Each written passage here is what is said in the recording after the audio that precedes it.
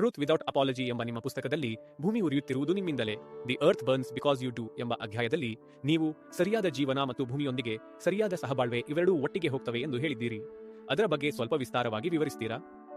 ನಿಮಗೆ ಒಂದು ಉದಾಹರಣೆ ಕೊಡುತ್ತೇನೆ. ಈ ಜಗತ್ತಿನ ಅತಿ ಶ್ರೀಮಂತರನ್ನು ನೋಡಿ. 2 ಗಂಟೆಗಳ ಕಾಲ ಅವರ ಪ್ರೈವೇಟ್ ಜೆಟ್ನಲ್ಲಿ ಪ್ರಯಾಣಿಸಿದರೆ ಎಷ್ಟು ಕಾರ್ಬನ್ ಹೊರಸೂಸುತ್ತಾರೋ ಅಷ್ಟು ಕಾರ್ಬನ್ ಹೊರಸೂಸಲು ನಿಮಗೆ ವರ್ಷಗಳೇ ಬೇಕಾಗಬಹುದು. ಮತ್ತು ಅವರೇ 1 ಡಜನ್ಗಿಂತ ಹೆಚ್ಚು ಮಕ್ಕಳನ್ನು ಕೂಡ ಹೆರುತ್ತಿದ್ದಾರೆ. ಅಂದ್ರೆ ಆ ಪ್ರೈವೇಟ್ ಜೆಟ್ ಮತ್ತು 14 ಮಕ್ಕಳು ಒಂದೇ ಮೂಲದಿಂದ, ಒಂದೇ ಕೇಂದ್ರದಿಂದ ಬಂದಿವೆ. ನಾನು ಎಲ್ಲವನ್ನೂ ಕನ್ಸ್ಯೂಮ್ ಮಾಡುವುದನ್ನು ಇಷ್ಟಪಡುವ ವ್ಯಕ್ತಿಯಾದ್ರೆ ಬಹುಶಃ ನಾನು ಯಾರದ್ದಾದರೂ ದೇಹವನ್ನು ಸೇವನೆ ಮಾಡಲು ಇಷ್ಟಪಡುತ್ತೇನೆ ಮತ್ತು ಬಹಳಷ್ಟು ಮಕ್ಕಳನ್ನು ಹೆತ್ತು ಅದೇ ಮೌಲ್ಯ ವ್ಯವಸ್ಥೆಯನ್ನು ಅವರಿಗೆ ಕೊಡುತ್ತೇನೆ. ಮತ್ತು ನೀವು ಕೂಡ ಹೀಗೆ ಸೇವನೆ ಮಾಡ್ಬೇಕಂತ ಹೇಳುತ್ತೇನೆ. ನಾನೊಬ್ಬ ಭಕ್ಷಕನಾಗಿದ್ರೆ, ನನಗೆ ನನ್ನೊಳಗೆ ಶಾಂತಿ ಇಲ್ಲದಿದ್ರೆ, ಜೀವನ ಅಂದ್ರೆ ಏನಂತ ನನಗೆ ಗೊತ್ತಿಲ್ಲದಿದ್ರೆ, ನಾನು ಒಬ್ಬಂಟಿಯಾಗಿ ನನ್ನೊಂದಿಗೆ ಚೆನ್ನಾಗಿ ಇರಲು ಸಾಧ್ಯವಾಗಿರದಿದ್ದರೆ ಸರಿ, ನಾನು ಈ ಎರಡನ್ನೂ ಮಾಡುತ್ತೇನೆ. ಈ ವಿಪರೀತ ಸೇವನೆ, ವೈಲ್ಡ್ ಕನ್ಸಂಪ್ಷನ್ ಎಲ್ಲಿಂದ ಬರುತ್ತದೆ ಎಂದು ನಿಮಗೆ ಅರ್ಥವಾಗುತ್ತಿದೆಯೇ? ನಿಮ್ಮ ಜೀವನ ಕೆಟ್ಟದಾಗಿದ್ದಾಗ, ನಿಮ್ಮ ಒಳಗಿನ ಜೀವನ ಕೆಟ್ಟದಾಗಿದ್ದಾಗ, ನಂತರ ನೀವು ಹೊರಗಿನಿಂದ ಹೆಚ್ಚು ಕನ್ಸ್ಯೂಮ್ ಮಾಡಲು ಬಯಸುತ್ತೀರಿ.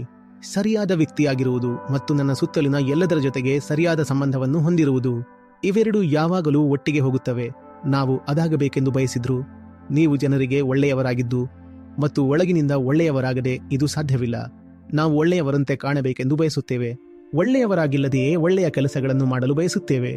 ನೀವು ಮೊದಲು ನಿಮ್ಮೊಳಗೆ ಸರಿ ಇರಬೇಕು. ಆಗ ನಿಮ್ಮೆಲ್ಲ ಸಂಬಂಧಗಳು ತಾವಾಗಿಯೇ ಸರಿಯಾದ ಜಾಗಕ್ಕೆ ಬರುತ್ತವೆ. ಆಗ ನಿಮ್ಮೆಲ್ಲ ಕೆಲಸಗಳು ನಿಮ್ಮ ಇರುವಿಕೆಯ ಪ್ರತಿಬಿಂಬವಾಗಿರುತ್ತವೆ.